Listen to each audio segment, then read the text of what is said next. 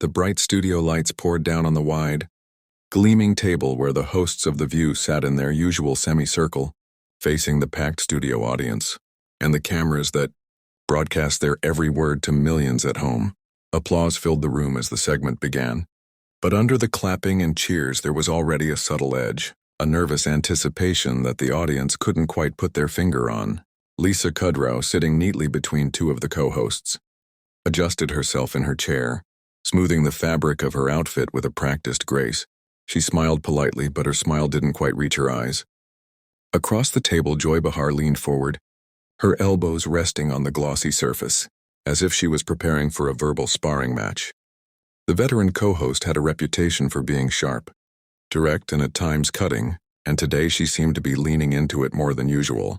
Her voice rang out, dripping with a faux warmth that felt just a little too pointed. "Lisa, you've had such a career," Joy began, pausing for effect. The audience gave a small cheer at the mention of the actress's long-standing fame. Then, without warning, Joy pivoted, her words carrying an unmistakable edge.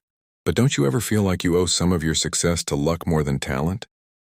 There was a ripple of laughter from the audience, but it was nervous, uneasy, as if they weren't sure whether to laugh or wince.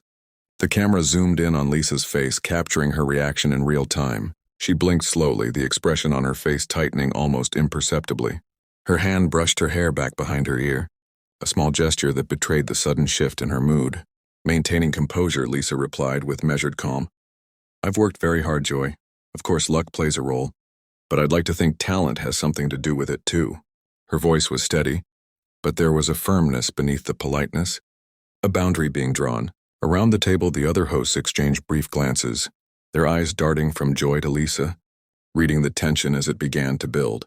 It was subtle but unmistakable. The air was tightening, and the first spark of conflict had just been struck.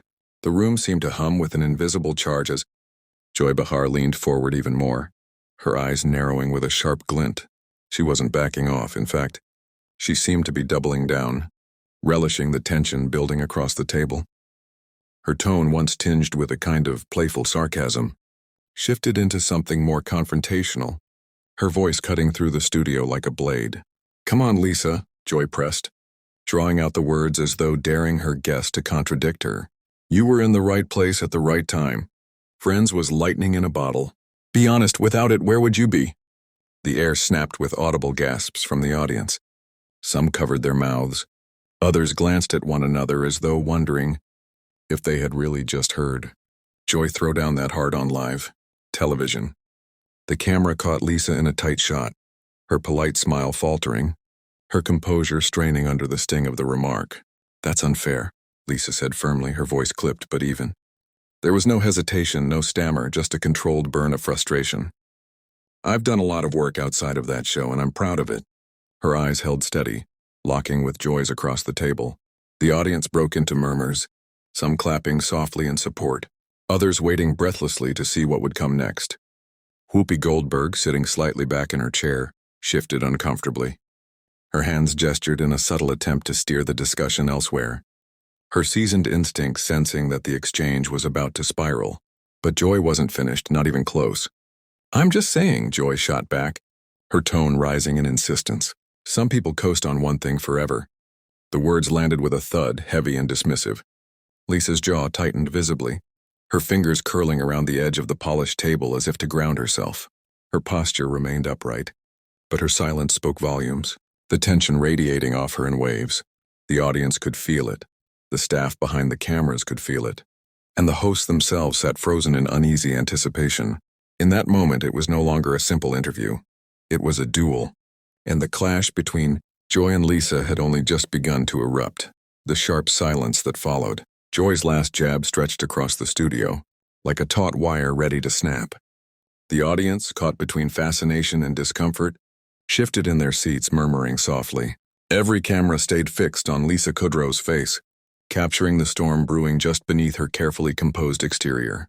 Her hands, still gripping the edge of the table, betrayed the frustration she was trying so hard to contain. Finally, her voice broke through, louder this time, cutting cleanly through the tense air. "I didn't come here to be insulted, Joy," she said, her composure cracking as years of practiced media calm gave way to raw irritation. Her words were clear, deliberate, and packed with restrained fury. "You invited me to talk about my work, and instead you're trying to diminish it." A collective gasp spread through the audience, followed by a wave of murmurs that rippled across the room. Some people clapped instinctively, showing support while others sat frozen, unsure whether to cheer or recoil. The electricity in the studio had shifted. The clash was no longer a subtle back and forth, but an outright confrontation unfolding in real time. Joy, sitting with her arms folded, now smirked. The raised eyebrow, the dismissive curl of her lip added fuel to the fire. "Oh, don't be so sensitive," she replied, her tone laced with sarcasm that only deepened the wound. "It's just a conversation." Lisa shot back instantly, her voice trembling with a mix of anger and hurt. "No, it's not. It's belittling." Her words hung heavy in the air, sharper than anything she had said before. At the far end of the table, Whoopi Goldberg shifted forward, visibly uncomfortable with where things were heading. She raised her hand slightly, her calm but firm voice breaking in. "All right, let's cool this down," she began, but the effort to de-escalate was too late. Lisa's chair screeched against the floor as she pushed it back abruptly, the sharp sound echoing through the studio and silencing every whisper. The audience froze, wide-eyed, their gazes darting between the two women. The camera stayed locked on Lisa, the tension so thick it felt almost tangible. Something irreversible had just happened, and everyone in the room knew it. Lisa Kudrow rose from her chair, her movements swift but steady, her expression carved into a mask of quiet fury. The bright studio lights caught the sheen in her eyes, making her anger and resolve impossible to miss. Her voice, when it came, was controlled but edged with unmistakable steel. "I won't sit here and be disrespected on national television." The words hit the air like a thunderclap. The audience reacted in a wave, first a gasp, then a scattered applause, then a chorus of whispers as people leaned toward each other, trying to process the moment they were witnessing live. The sound system picked up every shift, every intake of breath, amplifying the drama. Across the table, Joy Behar rolled her eyes, muttering under her breath but loud enough to be caught by the microphones. "Drama, drama, drama." Her tone was dismissive, almost mocking, as though she had been waiting for this exact kind of explosion. The smirk lingering on her face contrasted sharply with Lisa's raw sincerity, widening the chasm between them. Lisa's head turned sharply, her gaze landing on Joy one last time. Her look carried everything unspoken, hurt at being belittled, anger at being provoked, and a clear decision that she would not tolerate another second of it. She didn't say another word. The silence of that final glance spoke louder than any retort could. Then she turned on her heel.